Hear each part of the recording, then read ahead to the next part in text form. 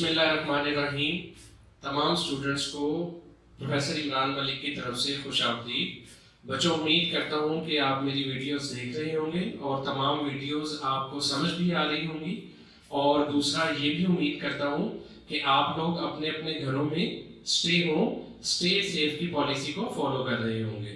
तो बच्चों, मैं जो टॉपिक्स आपको डिलीवर कर रहा हूँ, मेरी कोशिश होती है कि तमाम टॉपिक्स को इजी से इजी और आसान इतना करूं कि आप बच्चे घर बैठे भी सेम टॉपिक उसी तरह सीख लें जिस तरह आपको क्लासरूम में सीखने को मिलता है। फिर भी प्यारे बच्चों, अगर कोई ऐसी चीज या कोई टॉपिक आपको समझ ना आए तो आप उसे मेरे से दोबारा पूछ सकते हैं। You are text me on WhatsApp, you are with me on WhatsApp group, you are on with me Edmodo, Zoom and other applications are available। तो आप लोग कोई भी क्वेश्चन जो इस टॉपिक से रेलेवेंट हो वो आप मेरे से पूछ सकते हैं। बच्चों, आज का जो टॉपिक है वो माइक्रो इकोनॉमिक्स का सप्लाई थ्योरी है। और सप्लाई थ्योरी से पहले अगर आप बच्चों ने मेरा प्रीवियस टॉपिक नहीं देखा या पिछला टॉपिक नहीं सुना, दैट इज डिमांड थ्योरी, तो पहले सबसे उसका लिंक जो है वो वीडियो के दरमियान में आएगा। आपको लिंक शेयर करूंगा। आपने डिमांड थ्योरी को सुनना है, क्योंकि जब आप डिमांड थ्योरी सुनेंगे तो बहुत सारी चीजें सप्लाई थ्योरी की भी आपको क्लियर होंगी इंशाल्लाह। तो हम अपना टॉपिक शुरू करते हैं और सप्लाई थ्योरी के रिगार्डिंग जो है कुछ इंफॉर्मेशन शेयर करते हैं।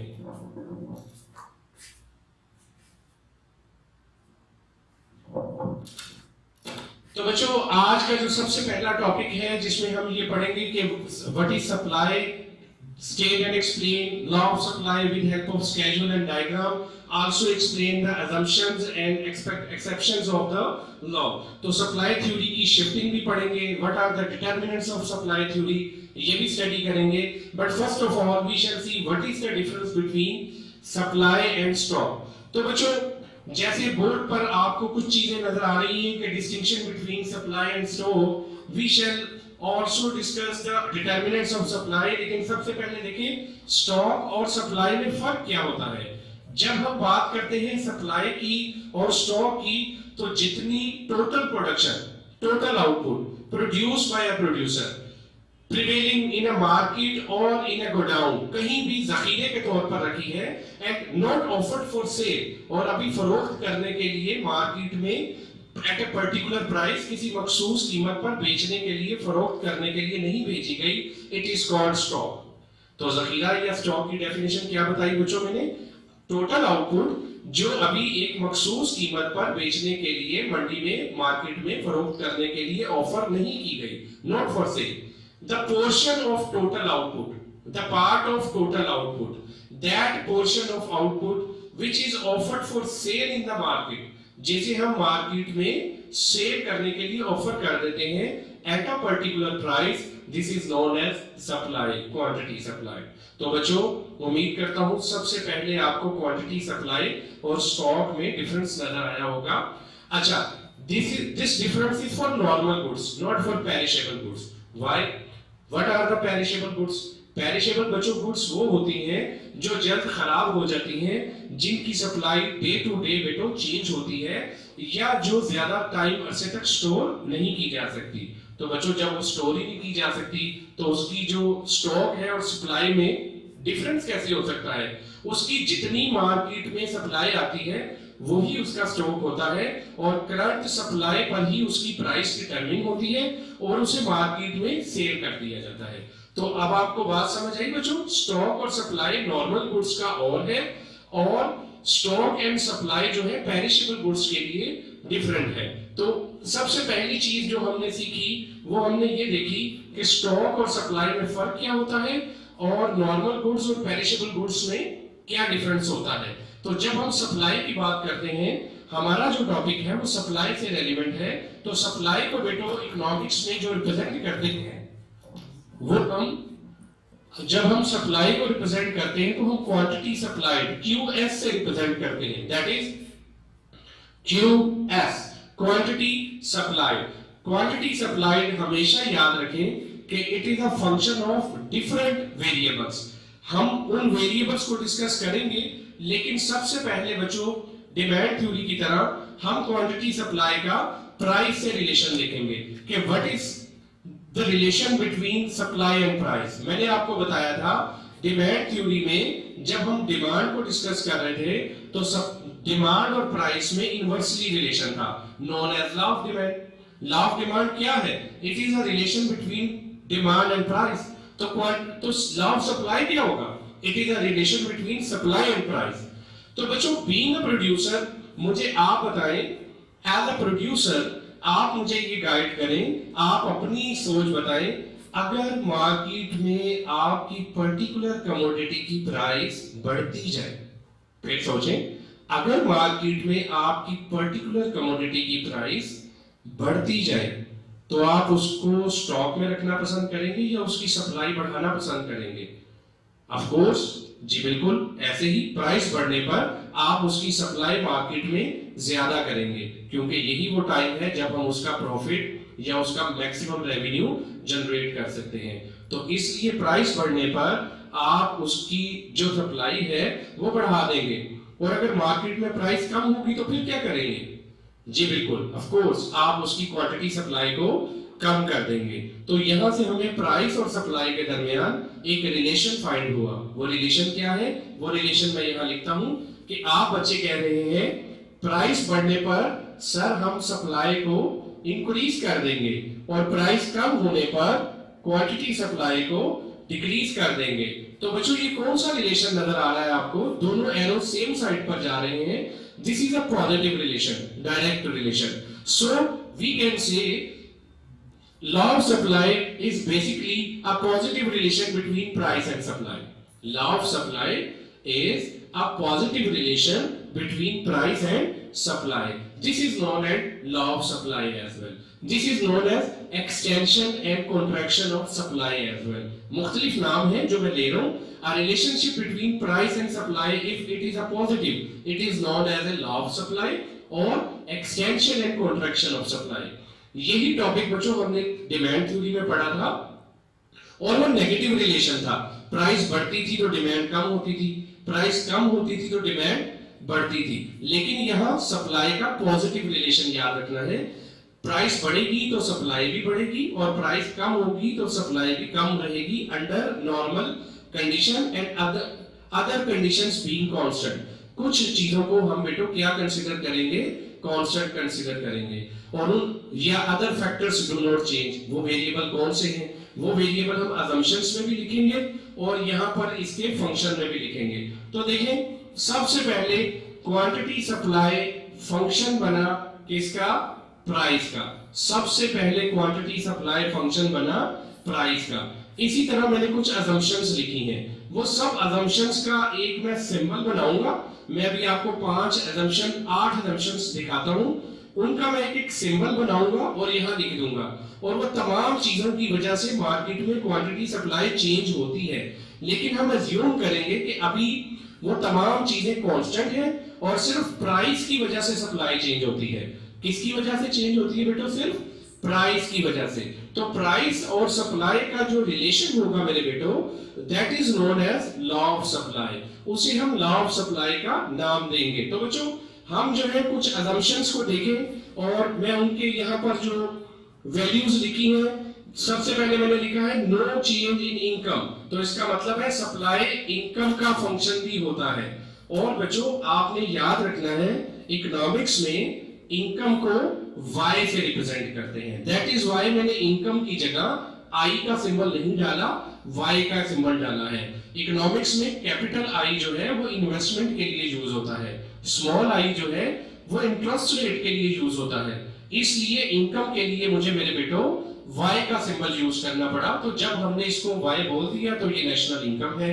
इसी तरह टेक्निक ऑफ प्रोडक्शन, उसको मैंने TEC, टेक्निक ऑफ प्रोडक्शन का मैंने सिंबल क्या बना दिया? TECH, technique. तो साथ में आप बच्चों को असम्पशन इसलिए दिखा रहा हूं कि आपको पता लगे कि जो सिंबल है वो नीचे यूज भी हुए हैं और उनके पूरे नाम भी नीचे यूज हुए हैं। तो बिल्कुल इसी तरह बेटो और देखिए असम्पशंस जो चेंज नहीं होती, no change in transport cost. तो ट्रांसपोर्ट कॉस्ट को मैं TRC,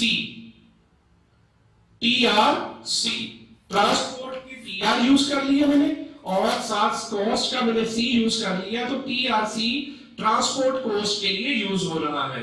cost of production, cost of production के लिए सीपी, मैंने क्या वर्ड यूज कर लिया, सीपी, के cost of production should also not change. इसी तरह बच्चों अगर मैं और देखता हूं तो there should be fix scale of production. Scale of production के लिए मैं एसपी, स्केल ऑफ प्रोडक्शन के लिए मैंने एसपी का वेरिएबल यूज कर लिया।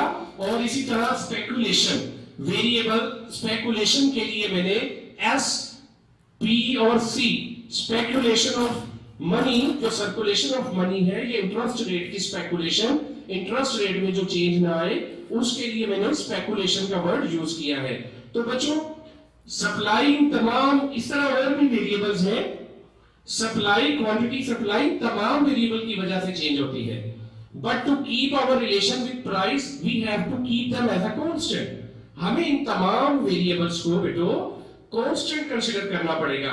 और कांस्टेंट के लिए मैं कौन सी बार यूज करता हूं, look at this, upper bar, speculation of money should not change, SP that is known as scale of production should not change। इसी तरह transportation cost, technique, income should not change. तो quantity supply किसका function रह गया बेटो, price का। और price के साथ कौन सा रिलेशन निकला वो मैंने यहां लिखा था, कौन सा मेरे बेटो, positive relation. This is known as law of supply, इसी को हम लॉ ऑफ सप्लाई का नाम देते हैं। तो बच्चों ये कुछ चीजें थी जो मैंने आपको डिस्कस की। अब हम इस लॉ की जो प्रॉपर एक्सप्लेनेशन है उसकी तरफ चलते हैं। तो देखिए बच्चों, law of supply, the law of supply may be written as follows, other things remain unchanged. अभी मैंने सारी चीजें बता दी, कौन कौन सी थी, इनकम थी, ट्रांसपोर्टेशन कॉस्ट थी, टेक्निक ऑफ प्रोडक्शन थी, कॉस्ट ऑफ प्रोडक्शन थी, स्पेकुलेशन थी, other things do not change. तो मैं उम्मीद करता हूं कि इन तीन वर्ड का मतलब आप बच्चों को समझ आ गया होगा। Other things do not change, फिर वो कहता है the supply of commodity rises. Commodity की क्या चीज बढ़ती है, सप्लाई बढ़ती है। कब, expand with rise in price. मैंने पहले ही लिखा था जब प्राइस बढ़ेगी तो सप्लाई क्या करेगी, बढ़ेगी। तो यही चीज जो है वो देखिए इंग्लिश में भी लिखी है, quantity of supply expands rises when there is a rise in price. और इसका वाइस वर्सा क्या होगा कि जब प्राइस फॉल करेगी तो क्वांटिटी सप्लाई भी क्या कर जाएगी, फॉल कर जाएगी, कॉन्ट्रैक्ट कर जाएगी। यही नीचे लिखा होगा, and falls and its price and falls contracts with a fall in price. ठीक है, that is contracts with a fall in price. तो in other words it can be said, एक और डेफिनेशन लिखी है, और the law that suggest that the supply varies directly, this thing is important, with the change in price, this one and this one. यानी supply और price आपस में very करती हैं, बदलती हैं। डायरेक्टली का मतलब है सेम रिलेशन में, जिस डायरेक्शन में प्राइस इंक्रीज करेगी उसी डायरेक्शन में सप्लाई भी जाएगी। तो बच्चों जो बात मैंने कही, मैं आप बच्चों को एक बात सिखाता होता हूं कि इकोनॉमिक्स 4 जुबानों का नाम है। जो डिमांड की या सप्लाई का एक हेडिंग है, law of demand, law of supply, वही बात हम इंग्लिश में डेफिनेशन की शक्ल में लिख देते हैं। तो देखें, लॉ ऑफ सप्लाई, सप्लाई और प्राइस का रिलेशन, प्राइस बढ़ी सप्लाई भी बढ़ी, प्राइस कम हुई सप्लाई भी कम हुई। यही बात मैंने इंग्लिश में लिख दी कि when price rises supply also rises, when price falls supply also falls. अब मैंने बताया था टोटल कितनी लैंग्वेजेस हैं बच्चों, 4 लैंग्वेज हैं। आपने उसको हेडिंग में भी लिख दिया, आपने उसे इंग्लिश में भी लिख दिया। यही बात मैं टेबल या स्केड्यूल की शक्ल में मैथमेटिकली भी लिख सकता हूं, और यही बात मैंने डायग्राम की शक्ल में रिप्रेजेंट करनी है। चारों बातों में प्राइस और सप्लाई का पॉजिटिव रिलेशन रिप्रेजेंट होना चाहिए, तो हम कोई भी टेबल बना सकते हैं। देखिए टेबल मैंने आपकी आसानी के लिए बनाया है, ऐसा ही टेबल आप भी बड़ी आसानी से बच्चों ड्रॉ कर सकते हैं, बना सकते हैं, जो मैं आप बच्चों को यहां पर मैंने बना कर दिया। आप बच्चे भी उसे देखें और उसके मुताबिक उस जैसा कोई भी टेबल बना सकते हैं। मैं अभी आपको एक जनरल टेबल और बना के दिखा सकता हूं। देखिए बच्चों, price fountain pen, that is your usable pen, उसकी प्राइस 10 से बढ़कर कितनी हो गई, 20 से बढ़कर कहां चली गई 30 और 40। तो आप बच्चे मुझे बताएं प्राइस बढ़ रही है या कम हो रही है? ऑफ कोर्स प्राइस बढ़ रही है, ऐसा ही है ना? 10, 20, 30, 40। जी बच्चों, is it sure price is increasing? Yes. What should the quantity supply be do according be a producer? As a producer आपकी प्रोडक्ट की प्राइस बढ़ रही हो तो आप उसकी सप्लाई कम करेंगे? बिल्कुल नहीं करेंगे। आप उसकी सप्लाई क्या करेंगे? बढ़ाएंगे। तो हम देखते हैं कि आया इस टेबल में सप्लाई बढ़ रही है या कम हो रही है? Now these are assumed values, you may take any of the values like this. Okay, understand? ये जो वैल्यूज है ये अज्यूम्ड वैल्यूज है। आपकी जो असाइनमेंट है, आपका जो होम टास्क है, उसमें आप अपना खुद से टेबल और डायग्राम बनाएंगे ताकि जैसा लॉ ऑफ सप्लाई मैंने आपको बनाकर दिया आप अपना लॉ ऑफ सप्लाई खुद बना सकें अपनी कमोडिटी का। तो देखिए बच्चों, सप्लाई 10 से बढ़कर कितनी हो गई? 13। 13 से बढ़कर कितनी हो गई? 20। 20 से बढ़कर कितनी हो गई? 25। तो पॉजिटिव रिलेशन निकला। इसी को बच्चों लॉ ऑफ सप्लाई का नाम देते हैं। अच्छा बच्चों, यहाँ एक बात क्लियर करना बहुत जरूरी है। कुछ बच्चे इस चीज में बड़ा जो है वो डबल माइंड हो जाते हैं। पॉजिटिव रिलेशन का मतलब सिर्फ दोनों चीजों का बढ़ना ही नहीं होता। पॉजिटिव रिलेशन का मतलब दोनों वेरिएबल्स के बढ़ने को ही नहीं कहते। दोनों वेरिएबल अगर सेम डायरेक्शन में कम भी हो रहे हैं तो वो भी पॉजिटिव रिलेशन ही निकलेगा। मतलब लॉ ऑफ सप्लाई सिर्फ बढ़ने की शक्ल में नहीं आ सकता। आप दोनों चीजें कम कर दे तो भी वो लॉ ऑफ सप्लाई ही होता। फॉर एग्जांपल ये देखें बच्चों, एक तरफ मैंने प्राइस लिखी, एक तरफ मैंने सप्लाई लिखी 30, 20, 10। प्राइस क्या हो रही है बेटो? कम हो रही है। Look at this, 400, 300, 200। सप्लाई भी क्या हो रही है? कम हो रही है। This is also known as direct relation. Direct relation या पॉजिटिव रिलेशन का मतलब होता है एक क्वांटिटी बढ़े तो उसके अगेंस्ट दूसरी क्वांटिटी भी बढ़े, और एक क्वांटिटी कम हो तो उसके अगेंस्ट दूसरी क्वांटिटी भी कम हो जाए। तो वो मैंने आपको बनाकर दिखाया। अब देखिए बच्चों, आपको टेबल भी बनाना आ गया, एक एज्यूम टेबल मैंने आपको बनाकर भी दिखाया। अब यही चीज मुझे अगर डायग्राम में रिप्रेजेंट करनी हो तो फिर आपकी को लॉ ऑफ सप्लाई की जो डायग्राम है वो कुछ इस कैटेगरी की बनेगी। अब इस डायग्राम को बनाने का तरीका मैंने आप बच्चों को सिखाया था लॉ ऑफ डिमांड में। That is why I said कि जिन बच्चों ने लॉ ऑफ डिमांड का टॉपिक पहले नहीं सुना या देखा तो पहले वहां पर डायग्राम बनाने का तरीका और डायग्राम को ड्रॉ करने का तरीकाकार सीख लें। तो मैं फिर भी यहाँ पर आपको जो है कुछ सीधा चीजें बता रहा हूँ। अगर फिर भी आपको कोई प्रॉब्लम हो तो आप लॉ ऑफ डिमांड के लिंक में जाके वहां डायग्राम बनाने का तरीका सीख सकते हैं। तो बच्चों देखिए, वाई एक्सिस पर और एक्स एक्सिस पर हमने एक्स एक्सिस पर जो क्वांटिटी सप्लाई है क्यूएस है वो रिप्रेजेंट कर दिया, और वाई एक्सिस पर हमने प्राइस रिप्रेजेंट कर दी। हमारी जो प्राइस है वो 10 से लेकर नॉर्मली 40 तक जा रही थी, और जो क्वांटिटी सप्लाई है वो मैक्सिमम कहां तक जा रही थी बच्चों? 30 तक। अगर आप बच्चे इस टेबल को सामने फोकस कर लें तो आपके लिए इसे याद करना आसान होगा या समझना आसान होगा। मैं यहां पर वो चीजें लिख रहा हूं 10, 20, 30, 40, 10, 13, 25 and the last value 20 and 25। हमारे पास जो लास्ट वैल्यू है वो 20 और 25। इन्हीं वैल्यूज की मदद से हमने बच्चों ये लॉ ऑफ सप्लाई ड्रॉ किया है। तो देखिए बच्चों, कुछ चीजें जो यहां पर आप देखेंगे वो मैं चीजें आपको जरा रिप्रेजेंट कर दूं। आप प्राइस का 10 लेंगे और क्वांटिटी सप्लाई का भी क्या लेंगे बच्चों? 10 लेंगे। तो जब आप इन दोनों को मिलाएंगे तो हमारे पास एक पॉइंट आएगा जो पहला पॉइंट मिलाएगा। फिर आप प्राइस का कितना लेंगे? 20, और यहां से 13 की वैल्यू लेंगे तो हमारे पास सेकंड पॉइंट आ जाएगा। फिर आप प्राइस का 30 पॉइंट लेंगे और वहां से 20 की वैल्यू को जब आप मिलाएंगे तो लुक एट दिस, ये पॉइंट आ जाएगा। फिर हम प्राइस की 40 लेंगे और जब हम 40 को ड्रॉ करेंगे और यहां से 25 को अब ले जाएंगे तो ये हमारे पास जो पॉइंट आएंगे ए बी सी डी, इन पॉइंट्स को ज्वाइन करने से जो कर्व बना बच्चों, उस कर्व का नाम हमने सप्लाई कर्व रखा, और वो कर्व आपके सामने बना है जो मैंने पहले से भी बनाया हुआ था, दैट इज सप्लाई कर्व। तो मैं उम्मीद करता हूं कि आपको सप्लाई, लॉ ऑफ सप्लाई की जो वैल्यूज हैं वो लेना और उन्हें लेकर उसके जरिए एक टेबल ड्रॉ करना और टेबल के साथ डायग्राम ड्रॉ करना आ गया होगा। अब हम सिर्फ इसकी असम्पशंस को डिस्कस करेंगे जो मैंने पहले भी डिस्कस की, वो मैंने आप बच्चों के लिए लिख छोड़ी है।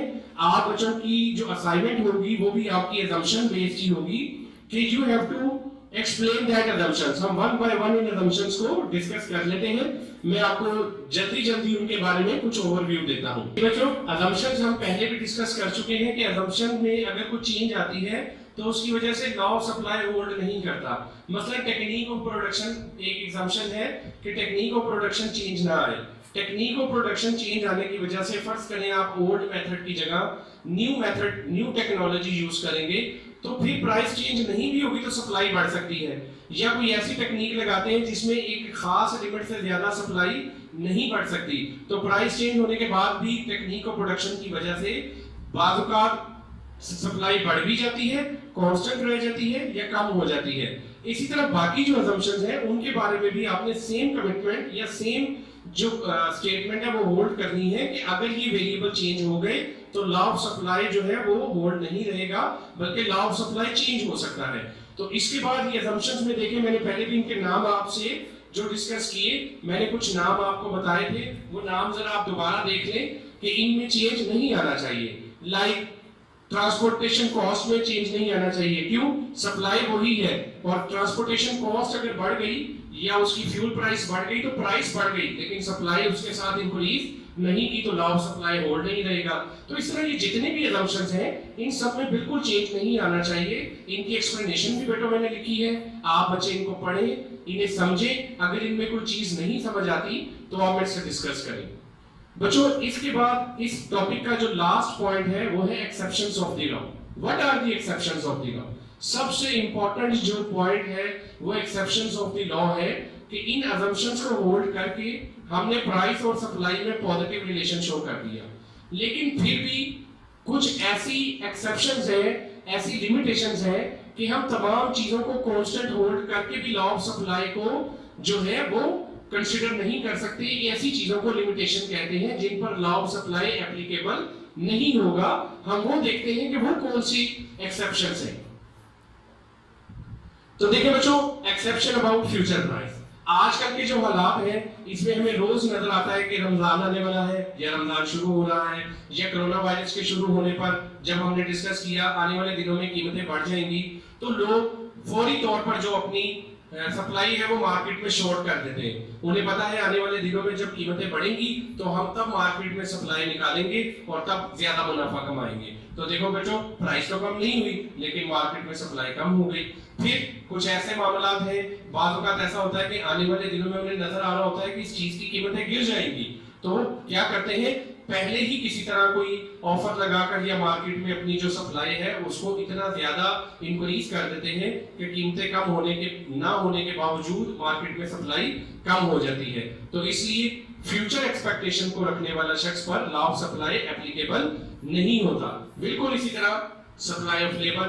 बच्चों, सप्लाई ऑफ लेबर भी बड़ा इंपॉर्टेंट रोल प्ले करता है किसी चीज की मार्केट में सप्लाई पर। क्या मतलब? बच्चों, सप्लाई ऑफ लेबर से मतलब ये है कितने लोग, कितने मजदूर एक गिवन तनख्वाह पर, वेज पर काम करने के लिए एग्री हैं। अगर उन लोगों की वेजेस बढ़ जाए, अगर लेबर की वेजेस बढ़ जाए तो क्या होगा, उनके पास आमदनी आ जाएंगी। और याद रखें, लेबर की साइकोलॉजी ये है कि जब उनके पास आमदनी ज्यादा आ जाती है तो लेबर लेजर को प्रेफर करता है, फ्री रहने को प्रेफर करता है।